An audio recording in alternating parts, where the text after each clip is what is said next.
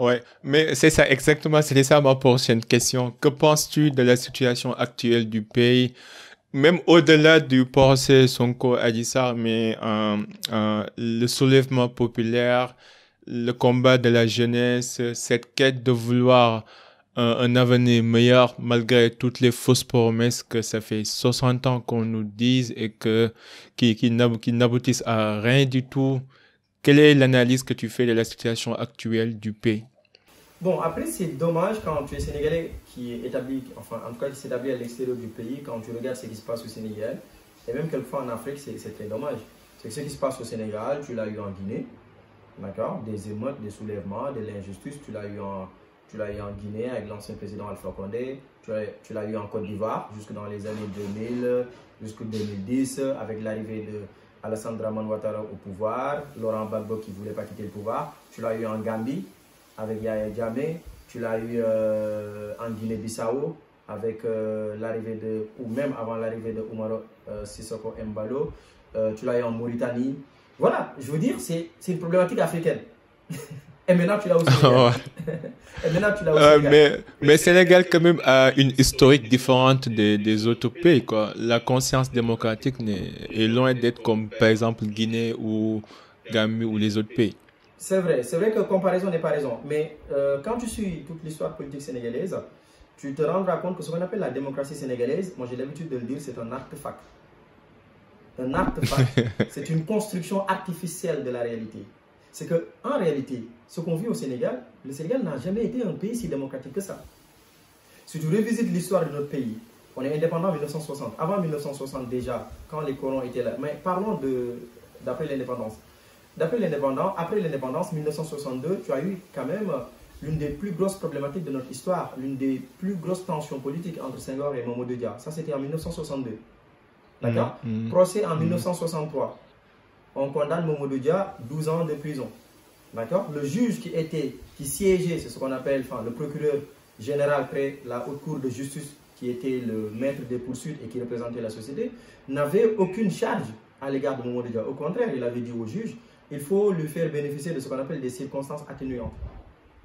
Au final, il a été condamné 12 ans de prison, il en est sorti aveugle à la prison de Kédougou. D'accord? Ça, c'est 1963.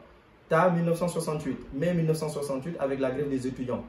D'accord? Tu quittes 68, c'était des émeutes, beaucoup de Sénégalais sont morts en 1968. Tu viens en 68, dans les années 70, 1980, avec Abdou Diouf. L'élection présidentielle de 1988, il y avait de grosses tensions politiques, beaucoup de morts. 1993, on a assassiné Maître Babacar Seye. Babacar Seye, ouais. C'était le vice-président du Conseil constitutionnel au Sénégal en 1993. Il a été assassiné.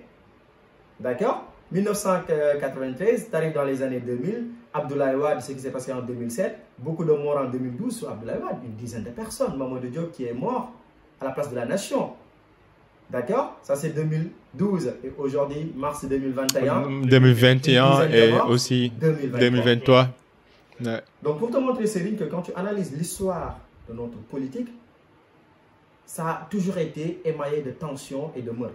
C'est clairement c'est ce qu'il faut dire. Et dans une démocratie, cela ne se passe pas comme ça. Parce que la démocratie, c'est le pouvoir du peuple, comme on le dit basiquement, le pouvoir du peuple par le peuple et pour le peuple.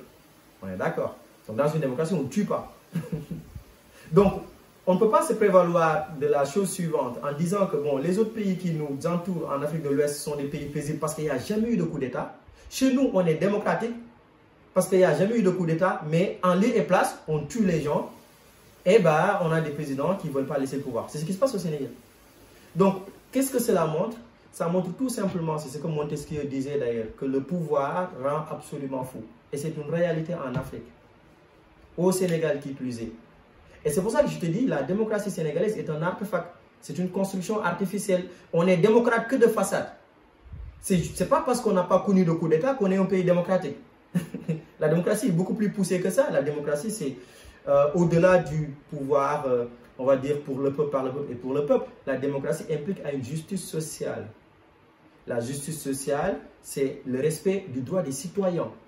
La justice sociale, c'est ce qu'on appelle la redistribution des richesses. D'accord? C'est ce que Nancy Fraser appelle la redistribution des richesses, une politiste américaine. Il faut que les citoyens aient confiance à la justice, aient confiance à leur système politique et que leurs droits et libertés soient respectés. Comme le dit notre l'article 2, enfin, le titre 2 de la Constitution du Sénégal, des droits et libertés du citoyen sénégalais. Aujourd'hui, tous ces éléments-là que je viens de te citer, redistribution des richesses, justice sociale, équilibre des pouvoirs, il y a problème. Donc, est-ce que réellement, on est si démocratique que ça? C'est pour ça que je te disais que je pense que la démocratie sénégalaise est véritablement